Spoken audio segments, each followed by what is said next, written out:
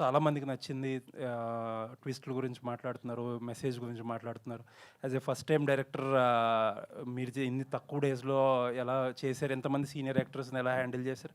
People are talking so much. But writer of the film వేసిన ఒక tweet and more than the tweet, సరే differences will come, but ఏంటంటే ఆయన నా స్టోరీని రేప్ చేశారనే భావం వచ్చేలా ఒక పదం వాడారు. So what is happening? అసలు ఏం జరిగింది? ఇంత స్ట్రాంగ్ రియాక్షన్స్ రావాల్సిన అవసరం ఏముంది? సో అందరూ రెడీగా ఉన్నారా? అంటే ఈ క్వశ్చన్ అందరి మైండ్లో ఉంటుందో తెలుసు నాకు. సో నేను లాంగ్గా డీటెయిల్గా చెప్తాను. ఫస్ట్ అయితే నాకు సాయి గారి మీద చాలా మర్యాద ఉంది, because is a very senior writer and I have a lot of respect.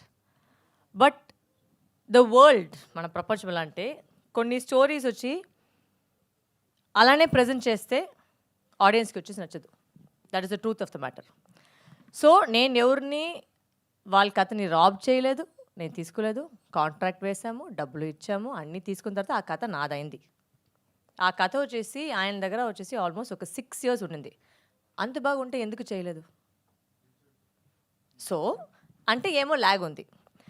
And ప్రతి చోట్ల వెళ్ళేసరికి కథ చెప్పేసరికి నాకు వచ్చిన ప్రతి టైం ఫీడ్బ్యాక్ ఏంటంటే సెకండ్ హాఫ్ బాగలేదు. నేను నిజంగా చెప్పాను, మీకు తెలుసు నేను అబద్ధం చెప్పలేదని. ఇదే జరిగింది మ్యాటర్. ఓకే, ఇప్పుడు జనరల్గా అయితే రైటర్ గారు వచ్చేసి మీతో పాటు కూర్చొని వర్క్ చేయాలి, అవన్నీ చేయాలి. ఆయన చాలా బిజీ. ఆయన అన్ని పెద్ద సినిమాకి వెళ్ళిపోయారు. నన్ను వచ్చి కలవ కూడా లేదు. మొత్తం కథని వచ్చేసి ఏదో ఒక ఆడియో నోట్లో పంపించారు. సో ఆ ఆడియో నోట్లో నుంచి నేను ఎంత తీసుకోలేను.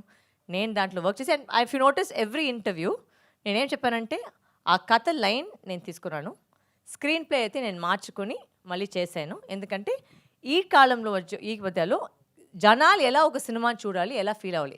ఇప్పుడు ఏంటంటే నేను ఆయన మీద ఉన్న మర్యాద వల్ల అక్కడ స్టోరీని రాసేసి ఆయన పేరే రాశాను. కావాలంటే నేను నా పేరు రాయొచ్చు, బట్ నా పేరు రాయకుండా ఆయన మీద ఉన్న మర్యాద కోసం మాత్రమే ఆయన పూర్తిగా పేరు పెట్టాను. ఇప్పుడు ఏంటి కామెడీ అంటే చాలామంది వచ్చి ఆయన ట్యాగ్ చేసుకుని కథ అంత బాగోదని ట్యాగ్ చేస్తున్నారు. సో అది ఆయనకు వెళ్ళిన గౌరవమా లేదా నాకు ఇచ్చిన గౌరవమా, అది మీరే చెప్పాలి. So that is my logic.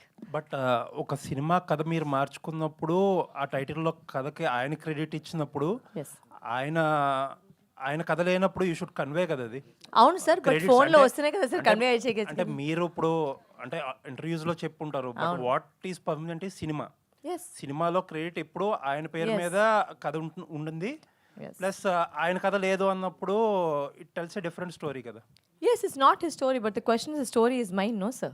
అప్పుడు మీరు క్రెడిట్స్లో చెప్పుండాల్సింది కదా. నేను చెప్పాను సార్, నా పేరు కాకుండా ఆయన పేరు మాత్రమే రాశాను. ఎందుకంటే అది కూడా ఫస్ట్ ఒక ప్రాబ్లం వచ్చింది. ఎందుకు మీ పేరు రాస్తానని ఆయన పేరు మాత్రమే, నేను ఆయన రెస్పెక్ట్ కోసం నేను పెట్టాను. బట్ ఆ రెస్పెక్ట్ అది రిటర్న్ చేయలేదు. నాకేం ప్రాబ్లం లేదు, నా పేరు పెట్టి నాకు చాలా సంతోషం. ఎందుకంటే నాకు తెలుసు ఎంత వర్క్ చేశాను ఆ కథ మీద.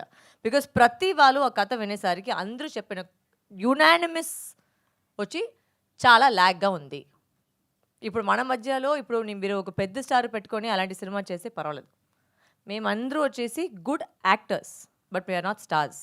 సో ఆ కథను ఎలా మేము జనాలు తీసుకువెళ్ళాలి, దాని మీద మేము వర్క్ చేసాం, చాలా వర్క్ చేసాం. సార్ రానే లేదు, అసలు ఒక సిటీ కూడా రాలేదు. ఎందుకంటే లేదు నాకు పెద్ద సినిమా, I'm not mentioning what all movies is doing, but okay he's doing చాలా పెద్ద సినిమా, అది కూడా నేను ఒప్పుకున్నాను. ఓకే సార్ మీరు బిజీగా ఉన్నారు, నో ప్రాబ్లం, నేను చూసుకుంటాను.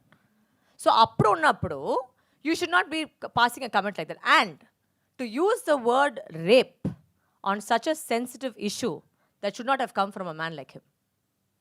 I'm sorry. It's very insensitive and it's extremely rude. You should know what word you're using, especially when the topic you've touched in the film, you know what the topic is. So I think you should be careful of what words you can use. And I'm saying this because నాకు కావాలంటే నేను చాలా కథలు తీసేవాళ్ళు చెప్పేవాళ్ళు, but నేను అలాంటి మనిషి కాదు.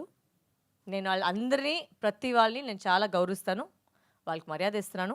So I don't want to get down to the level of telling you what all happened for me to come to this point. అంటే మేము మామూలుగా ఒక డిసిషన్ రాలేం కదా.